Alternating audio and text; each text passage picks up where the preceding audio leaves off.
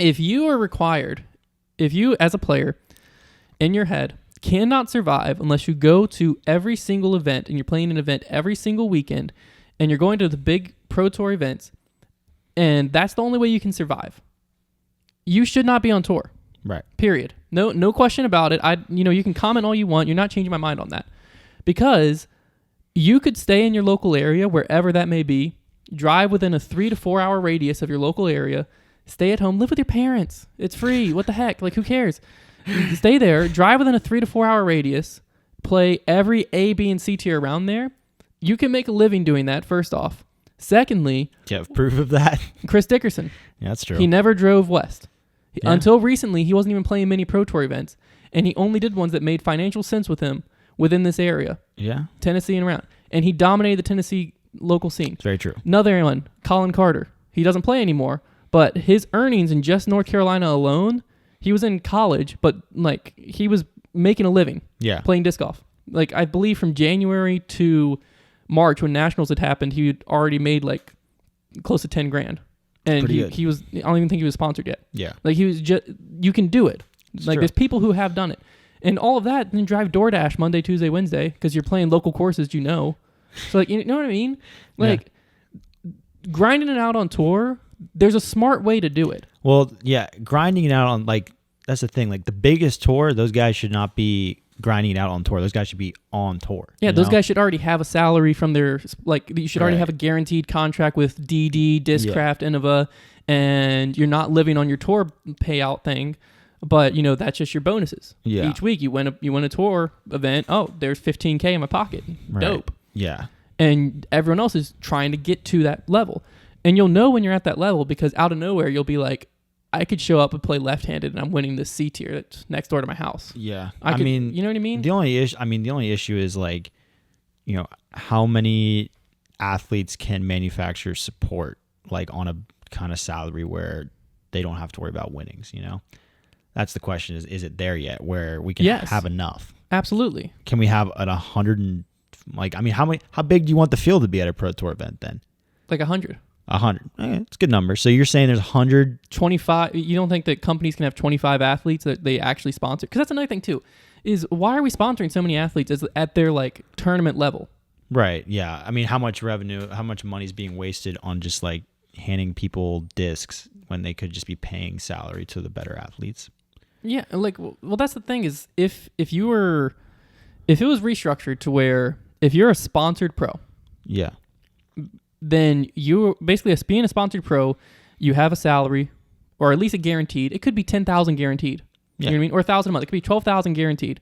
But at least it's something where, if you go a weekend and you don't win an event or you don't cash an event, You're not going to start. you're not being like, oh, frick. Yeah. I'm here we go. Like, Yeah. let's hope that this ramen lasts me with this freaking kettle in the back of my Prius for another week. Like, you don't have to worry about that. That's what I'm saying. Yeah. The companies, the major manufacturers, could definitely support 100 at least that level. And then the top ones, they can support way above that. Yeah. You know what I mean? But then once you get through that level, why are we sponsoring the other players? Why? I mean, yeah. You can do disc sponsorships or bag sponsorships, or maybe you give them a discount if they want to buy their own tour fundraiser discs and stuff like that, which companies do.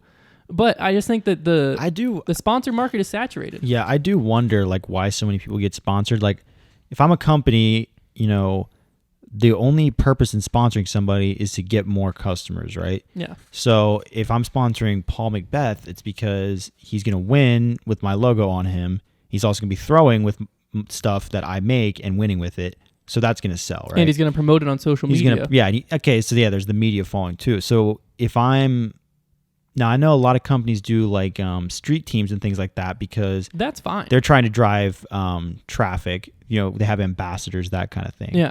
But am I giving some, like local guy just a sponsorship, like who just like is winning local events? Like I don't really see the point. Like what is he doing? Like maybe he gets like maybe some people like start throwing. Maybe he's gonna like recommend your disc to people, but I don't think it's big enough to like be worth it. No, that's what I think. I think the whole. And in other sports, like it's so hard to get sponsored. Exactly. Like in disc golf, it seems really easy. Like disc golf, yeah. Like a player like me, I'm like, man, dude, I wish I was sponsored. And then out of nowhere, I'm like, like it was pretty easy to get sponsored. Like once you got to a certain level, Yeah. you had your Instagram at a certain level, Yeah. it was pretty easy to find a company that'd be like, yeah, we'll throw 60 discs your way, and then here's a little bonus structure. Right. Yeah. Like that was way too easy. Yeah. You know what I mean? And so, and I'm not talking about like the Discraft Underground. I'm talking about with like the Prodigy and Liberty thing. Yeah. Discraft Underground, you know, that's a street team. So I don't consider that a sponsorship. No. Yeah. It's sick to have, but you know what I mean. Yeah. I think Street Team, Team Trilogy, Discraft Underground, Innova Rockstars. Yeah. Those are just ambassadors. You're sponsored, but yeah, it's an ambassador. Like they Yeah. give you some merch. That I have no problem with. I have Right. an infinite amount of those. Right, Who yeah. cares? But when a player is like pro level sponsored, where you're actually like paying them cash, Yeah. I think that needs to be a little bit more elusive. Mm-hmm. And I think that the tour card could be a great thing. Right now, it's like 10-15. Like once you're 10-15 rated, then companies will start to look at you for that level. Yeah. And so that's another thing with me that I don't like ratings being that, because you know you might have 990 rated players that cherry pick their events to get to 10-15 rated, even though they're not that good, Mm-hmm. and then so they get sponsored. Yeah. Whereas there's a player who's like actually going to all these events and might be making a living, but he's right at 1,000 rated because he's playing an event every weekend, and so he's going to be overlooked. Yeah. And you know, there's a lot more that plays into it. I just think that that's just something that is frustrating to me. That if I'm a disc golfer and I'm trying to make a living, full time only disc golf, that right now it seems like tour or nothing is like your only option. Yeah. And that's just a mentality that's wrong to me. Like, Yeah, I mean, you can make a living dominating your local scene. yeah. I mean, and maybe it's just a matter of like too many people being anxious to try and make a living off of just disc golf that don't want to like, realize that you can, work a job, and do disc golf and like try to like make disc golf full time. If you're anxious to make a living, think of this. Like if you're anxious to make a living on just disc golf, Yeah. think how much travel costs you're saving. If you're already paying rent, your rent's not going to magically disappear because you went on the road for 6 months. Your rent's still there those 6 months. So your cost of living and everything doesn't have to go up if you play local events. Yeah. If you go on the road, your cost of living's going up. There's no way around it. Even if you're like splitting Airbnbs and you're trying to live cheap, your gas cost goes up. You're paying entry fees that are more expensive because you're playing bigger tournaments. Yeah. Your food cost is going to go up because no matter how much you want to think you're going to stick to buying groceries, you're going to end up hitting fast food like all the time and stuff like that. Yeah. It takes a very structured and organized person to be able to actually manage their money well on tour. Yeah. And then on top of it, there's just so many different factors. You're putting all these miles on your car, so your car's depreciating more. There's tons of things that go into it that a player is just looking at it like, yeah, I might be able to survive on tour. So you might make more money on tour, but your cost of living is skyrocketing if you do that. Right. Yeah. So what's the benefit of that? I think right now it's just like this it's thing the glory, the pride. Yeah, it's this thing. It's this mentality of like it's tour or nothing. Yeah, I mean, you look at the Pro Tour field. What was like 180 guys.